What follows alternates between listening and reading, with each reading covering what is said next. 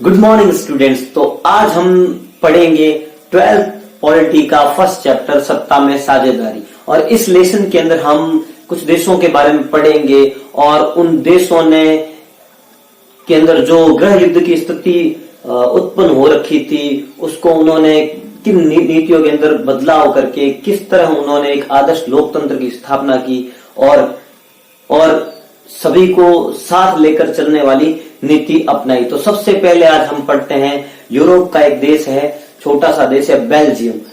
Belgium के बारे में पढ़ेंगे।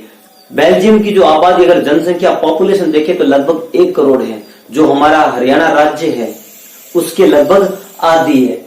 और इस जो कंट्री के अंदर या इस देश के अंदर जो एक जगह है फ्लेमिश के अंदर 59% लोग रहते हैं। 59% लोग रहते हैं जो कौन सी भाषा बोलते हैं? डच भाषा बोलते हैं।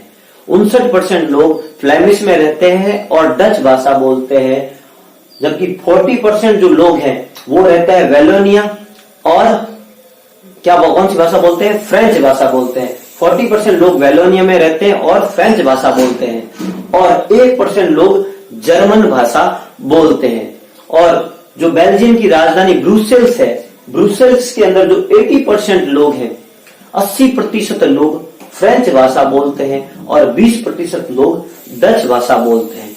तो ये जो फ्रेंच भाषी जो लोग हैं इस देश के अंदर संपन्न लोग हैं, इनका प्रभुत्व है, इनका बोलबाला है। क्यों? क्योंकि पैसा है इनके पास, ज्यादा पावर।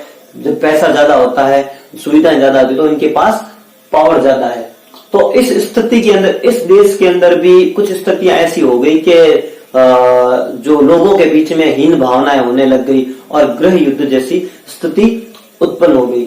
ये जो देश है वो 1830 के अंदर स्वतंत्र देश घोषित किया गया, 1830 के अंदर। और इस देश की अगर सीमा देखें तो इस देश की सीमा पर कुछ देश लगते हैं, नीदरलैंड, यूक्रेन, जर्मनी, फ्रांस और लक्समबर्ग। यूक्रेन के बारे में तो आप अच्छे से जानते होंगे कि अभी जो हाईलाइट जो चल रहा है विश्व के अंदर कोई घटना है तो यूक्रेन और रूस का विवाद है। और ऐसा माना जा रहा है अगर ये विवाद ऐसे बढ़ा तो शायद देश के अंदर तीसरे विश्व युद्ध की स्थिति या दुनिया के अंदर तीसरे विश्व युद्ध की स्थिति पैदा हो सकती है। ठीक है ना? तो इसके बारे में आप करंट में जुड़े रहे। यूक्रेन कहाँ है, कौन से महाद्वीप में, कॉन्टिनेंट में है, या उसका राष्ट्रपति कौन है, उसका राजदूत कौन है, उसकी राजधानी क्या है, ये सारी चीजें आपको जानकारी में होनी चाहिए। ठीक है ना?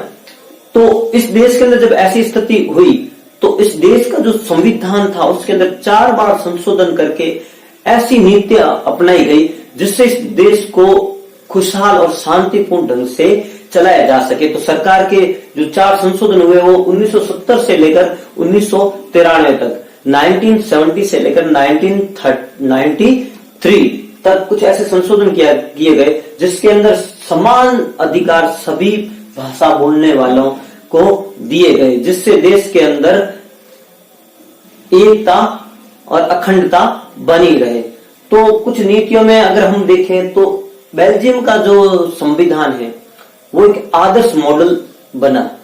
क्यों? क्योंकि इसके अंदर सभी के अंदर जो भी चाहे गवर्नमेंट डिपार्टमेंट हो, चाहे प्राइवेट डिपार्टमेंट हो, चाहे सरकारी कुछ पद हो या सरकारी असेंबली हो, उसके अंदर सभी को समान रूप से महत्वता दी गई।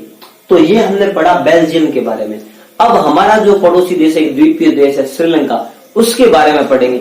जो श्रीलंका है वो 1948 के अंदर 4 फरवरी 1948 के अंदर स्वतंत्र देश घोषित किया गया। और ये जो देश है ये द्वीपीय देश है, एशिया के अंदर है। इसकी आबादी लगभग 2 करोड़ के करीब है, लगभग हरियाणा की आबादी के बराबर। और इस देश के अंदर जो 74% जो लोग हैं, 74% लोग सिंहली भाषा बोलने वाले हैं, 74% लोग सिंहली भाषा बोलने वाले हैं। और 18% जो लोग हैं वो तमिल भाषा बोलते हैं। और इस 18% में से 13% तो श्रीलंका मूल के ही तमिल है, जबकि 5% लोग जो ऐसे भारत से, जो औपनिवेशिक काल ब्रिटेन का जब शासन था तो वहां भारत से जो लाए गए जो तमिल बोलने वाले थे वो 5% लोग थे, जिसके अंदर हिंदू और मुस्लिम दोनों वर्ग थे। और 7 या 8%, कहीं 7% है कहीं 8% लोग जो थे वो ईसाई थे, जो दोनों भाषा बोलने वाले थे।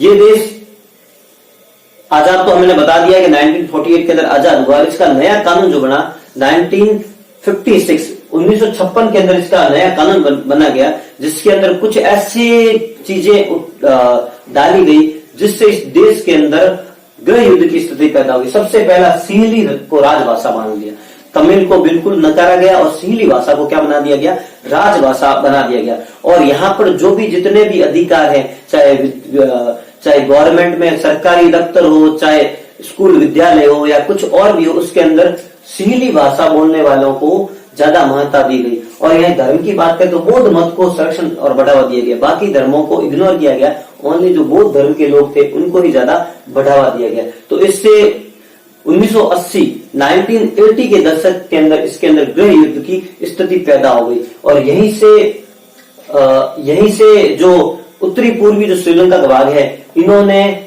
स्वतंत्र तमिल इलम या सरकार की मांग कर दी।